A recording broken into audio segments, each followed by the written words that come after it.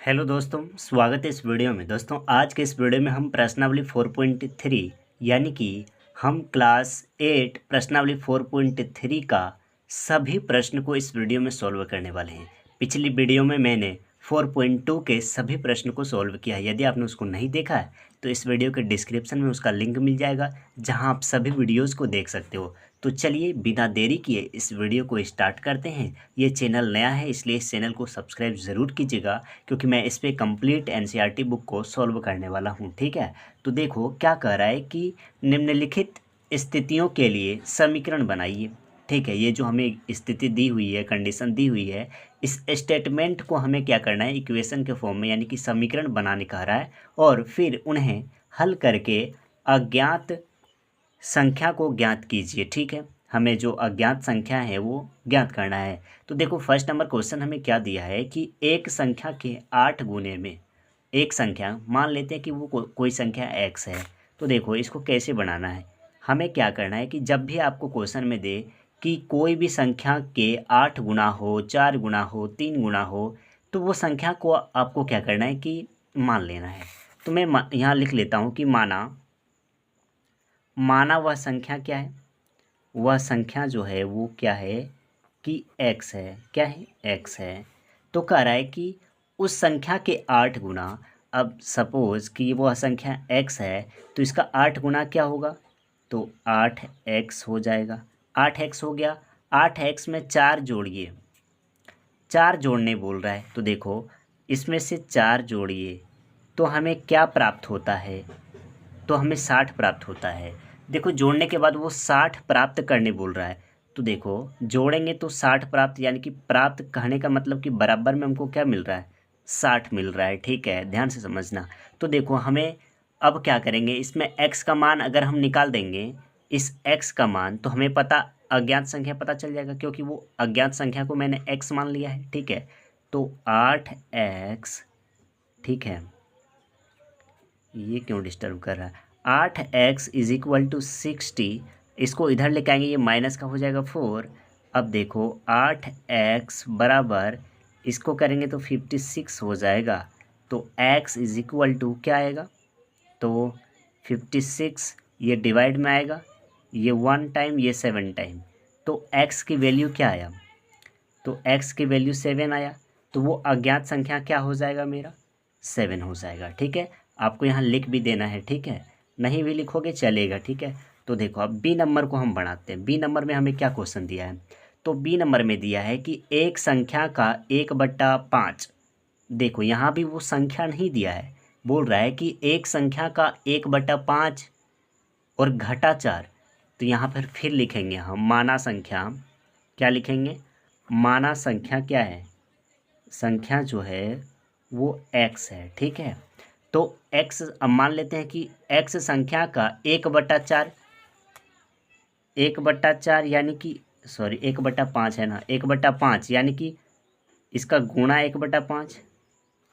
क्या कह रहा है कि घटा 4, घटा 4 संख्या 3 देता है, 3 देता है, यानी कि रिजल्टेंट हमें क्या मिलता है, 3 मिलता है। ठीक है, तो देखो अब क्या करेंगे कि x की वैल्यू हम निकाल लेंगे, तो ये इससे मल्टीपल होगा, x/5 हो जाएगा, -4 इज इक्वल टू 3।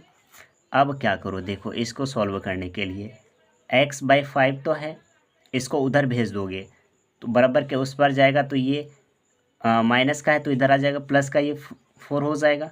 ठीक है, तो x/5 इज इक्वल टू कितना हो जाएगा, 7 हो जाएगा। ठीक है, 7 हो जाएगा। तो आगे क्या करेंगे, आगे ये करेंगे हम कि इसको यहाँ क्रॉस मल्टीपल करेंगे। ठीक है, नीचे कुछ नहीं है तो 1 है, तो क्रॉस मल्टीपल यानी कि तिर्यक गुणा करेंगे। क्या करेंगे, तिर्यक गुणा, तिर्यक गुणा। ठीक है, यहाँ जब हम तिर्यक गुणा करेंगे तो क्या होगा, 1 x से मल्टीपल होगा तो x का x ही रह जाएगा, लेकिन ये इससे मल्टीपल होगा तो ये 7×5 35 हो जाएगा। तो हमारा x का वैल्यू क्या आया, 35। तो वह x वह संख्या है जिससे हम अगर 1/5 गुणा करें और 4 को घटाएं तो 3 देगा। ठीक है, तो ये बी नंबर का आंसर आपको समझ में आ गया होगा। यदि ये दोनों समझ में आया हो तो वीडियो को लाइक और चैनल को सब्सक्राइब ज़रूर कीजिएगा। तो चलिए हम आगे के प्रश्नों को बनाते हैं। आगे हमें क्या, तो देखो थर्ड नंबर में हमें क्या दिया है कि यदि मैं किसी संख्या का 3/4, कोई संख्या माना, यहाँ मान लेते हैं कि माना संख्या क्या है, माना संख्या जो है वो x है, ठीक है। अब क्या करेंगे, कह रहा है कि इस संख्या का 3/4, इस संख्या का यानी कि x का मतलब गुणा कितना 3, और चौथाई का मतलब क्या होता है 1/4। तो समझ आया। यहाँ बोल रहा था कि कोई भी संख्या, तो मान लेते कि वो संख्या x है, ठीक है, उसका 3/4, 3 और चौथाई का मतलब 1/4। उम्मीद है कि ये समझ में आ गया होगा। ये थोड़ा टाइम आपको ले सकता है, लेकिन आप समझ जाओगे तो आपको कहीं भी प्रॉब्लम नहीं होगी, ठीक है। तो समझना, इसका इतना हो गया। अब कह रहा है कि 3/4 लेकर इसमें 4 जोड़ दूँ, 4 जोड़ दूँ तो हमें 21 प्राप्त होता है। कितना प्राप्त होता है, 21 प्राप्त होता है। अब देखो इतना बन गया। अब इसको सिर्फ सिंपल में सॉल्व आपको करना है। x गुणा 3 तो 3x बटा y 4 का 4 जोड़ 4 का 4, नीचे कुछ नहीं तो 1 इज इक्वल टू 21, ठीक है। अब क्या करो कि 3/4 को रहने दो, ठीक है। अब इसको उधर भेज दो तो 21, इसको उधर भेजेंगे तो ये माइनस का हो जाएगा 4, ठीक है। अब क्या करेंगे कि 3x/4 इज इक्वल टू, इसको घटाएंगे तो ये हो जाएगा 17, ठीक है। हो गया, 17 हो गया, ठीक है। 17 आ गया। अब 3x इज इक्वल टू, तिरिया गुणा करेंगे, टेढ़ा गुणा करेंगे, क्रॉस मल्टीपल, तो 17 चौका 68, ठीक है। तो अब क्या करेंगे,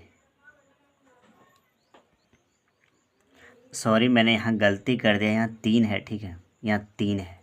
तो 3 है तो इधर आएगा तो इसमें 3 ही घटेगा, 3 घटेगा तो कितना हो जाएगा, 18 हो जाएगा, ठीक है, 18 हो जाएगा। हाँ 3 घटेगा तो 18 हो जाएगा। अब क्या करो, इसको यहाँ मल्टीपल करो, 18 चौका 72, तो 3x बराबर 72 हो जाएगा।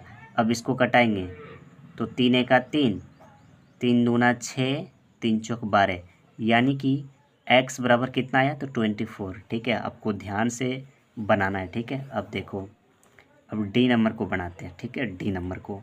तो डी नंबर को बनाएंगे तो डी नंबर में हमें क्या पूछ रहा है कि जब मैंने किसी संख्या के दुगने में से, किसी संख्या, मान लेते कि वो संख्या x है, इसका दुगने में से 11 को घटाया, 11 को घटाया तो हमें क्या मिला, तो हमें 15 प्राप्त हुई, तो हमें 15 प्राप्त हुई।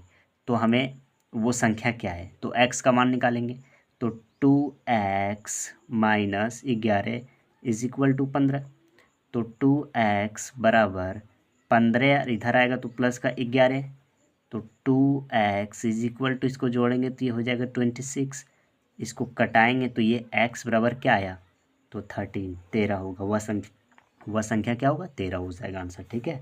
अब ई नंबर को बनाते हैं। ई नंबर में हमें क्या दिया है कि मुन्ना ने 50 में से अपनी अभ्यास पुस्तिका की संख्या के, इसमें अभ्यास पुस्तिका नहीं दिया है तो मान लेते हैं कि अभ्यास पुस्तिका क्या है, अभ्यास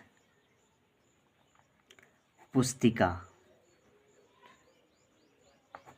x है, ठीक है। तो अभ्यास पुस्तिका x की संख्या के तिगने को घटाया, ठीक है, घटाया तो परिणाम 8 प्राप्त हुआ। कह रहा है कि मुन्ना ने 50 में से अपनी अभ्यास पुस्तिका की संख्या के तिगने को घटाया। अच्छा ठीक है, देखो 50 में से वो क्या किया है, अभ्यास पुस्तिका की तिगना यानी कि x का तिगना, तो 3x को घटाया तो क्या प्राप्त हुआ, तो उसको प्राप्त हुआ तो 15 प्राप्त हुआ, सॉरी यहाँ पे 8 प्राप्त हुआ, ठीक है, 8 प्राप्त हुआ। तो वो संख्या क्या है, तो आराम से बनाएंगे तो 3x इज इक्वल टू, इसको उधर लेके आएंगे तो 8 माइनस 50 अब माइनस का 3x, इसको घटाएंगे तो ये माइनस का कितना बचेगा, तो ये हो जाएगा 42। अब माइनस से minus cancel out, x is equal to क्या हो जाएगा 42/3। ठीक है, 3 × 3, 3 × 3, 3 × 4 = 12, यानी कि x बराबर क्या आया 14, यानी कि 14 आ जाएगा। ठीक है, तो x बराबर क्या आया 14।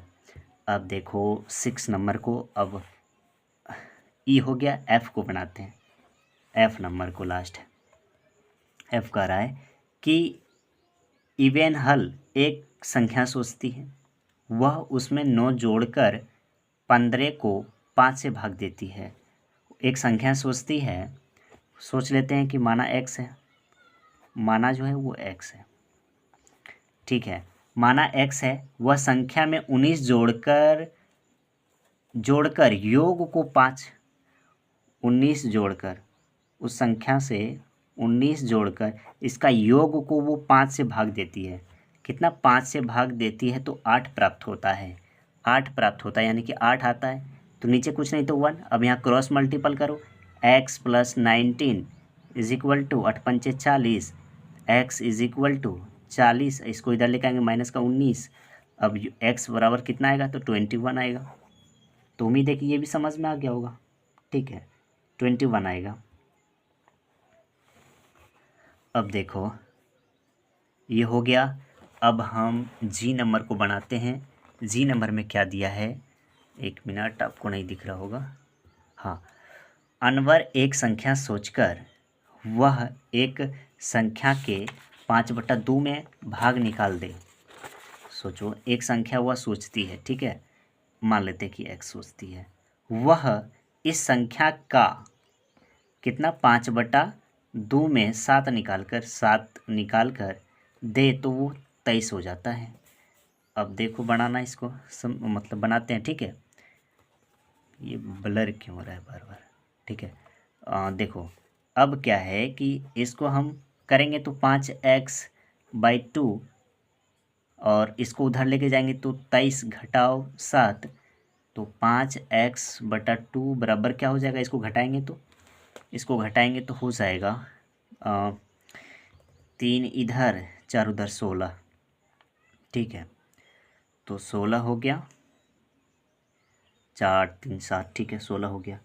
अब देखो नीचे 1, इसको करेंगे तो 5x बराबर ये हो जाएगा 32।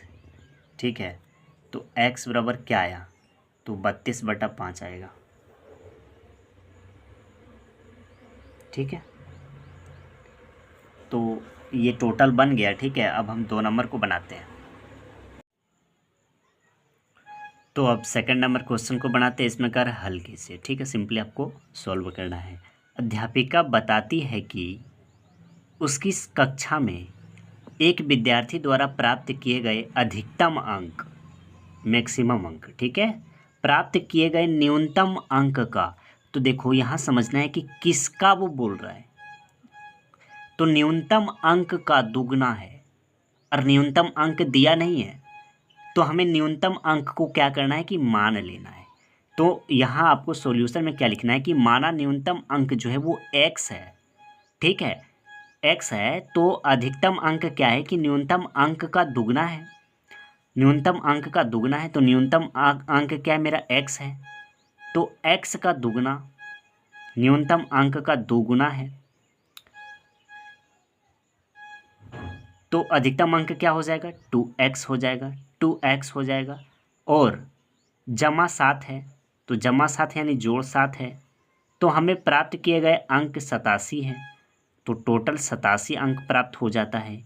तो न्यूनतम अंक क्या होगा, तो हमें x का मान अगर निकालेंगे, तो मैंने x बराबर न्यूनतम अंक माना है, तो हमारा जो है रिजल्ट आ जाएगा। ठीक है, तो देखो 2x बराबर 87, इधर लाएंगे तो ये 7, 2x इज इक्वल टू, इसको घटाएंगे तो ये हो जाएगा 80, इसको इससे क्रॉस करेंगे तो x बराबर 40 हो जाएगा। ठीक है, तो न्यूनतम अंक क्या होगा, तो 40 इज अ मिनिमम।